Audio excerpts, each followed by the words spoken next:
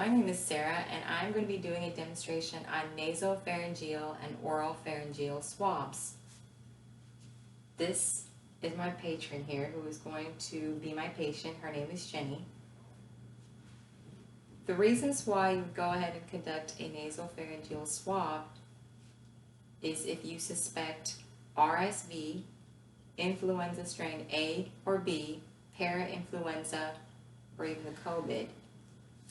If the doctor suspects pharyngitis or strep, then more than likely they will go ahead and conduct a oropharyngeal swab test kit on you.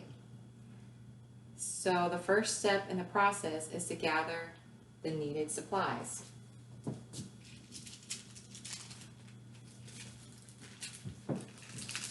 Here are swabs. They are kind of like a Q-tip, but more of an extended version, and this is for our collection purposes. This is what we'll be utilizing. You have your transport medium. That is where you're going to go ahead and stick your samples in. Then you will go ahead and have a black marker to go ahead and label on the transport medium patient identifying information, as well as the date and the time and any other pertinent information. So after you've gathered the supplies, and you're going to go ahead and you're going to go ahead and perform hand hygiene. So you can wash your hands with soap and water or use an alcohol-based rub. Afterwards, you're going to go ahead and don your PPEs, which would more than likely consist of a mask and gloves. In true fashion, since we are in TV time, I'm going to go ahead and magically do that, and I'll be right back.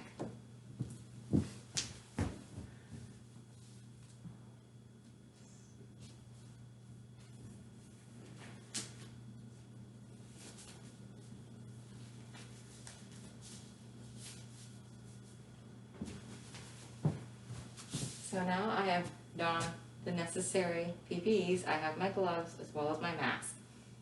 And the mask is going to protect you in case the patient coughs or sneezes, since you will be in close proximity when you go ahead and collect the samples. So first I'll go ahead and ask Miss Jenny, would you like to go ahead and blow your nose? And that is if she has any obstructions or anything in her nose, it'll help her clear that out of the way.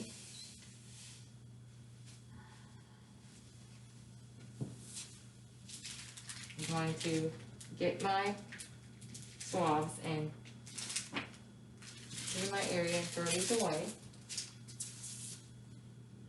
Take the swab, and I'm going to tell Miss Jenny to tilt her head back for me, so be comfortable for her. And if she was in a hospital bed, then I'd more than likely put it in semi-Fowler's position.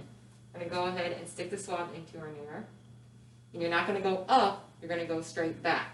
So you're going to go straight back until you hit the post-nasopharyngeal area. I'm going to go ahead and rub it around a couple times on our oral mucous membranes and get the sample, and then you're going to go ahead and pull it out. You're going to put the sample into the medium, and you're going to go ahead and break the stick off. And we're going to go ahead, take our marker, label the date, the time, patient identifier information, and send us down to the lab. It'll be along the same procedures for a oropharyngeal swab. What you'll do is you'll go ahead and take your swab, and you'll go ahead and take a tongue depressor, and we're going to go ahead and you're going to depress the tongue, and then we're going to go ahead and swab over both tonsillar pillars and the posterior oval pharynx. In doing so during the process, you also want to avoid touching the tongue, teeth, and the gums. You're going to go ahead and take it, put it all the way in, and we're going to go ahead and swab on the sides tonsillar pillars. Pull it out. Put it in our Frankfurt medium. Label it. Date, time, and patient identifier information, as well as any other pertinent information. And we're going to go ahead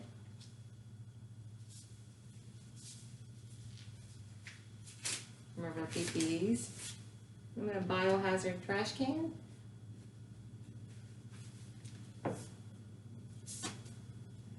We're going to go ahead and perform hand hygiene with either soap or water or alcohol-based rub.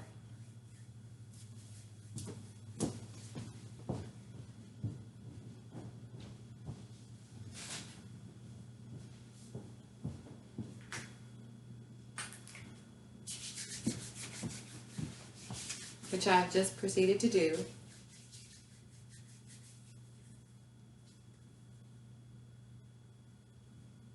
Just a couple pointers to remember. It is perfectly fine if the patient coughs or sneezes after the specimen is being taken out.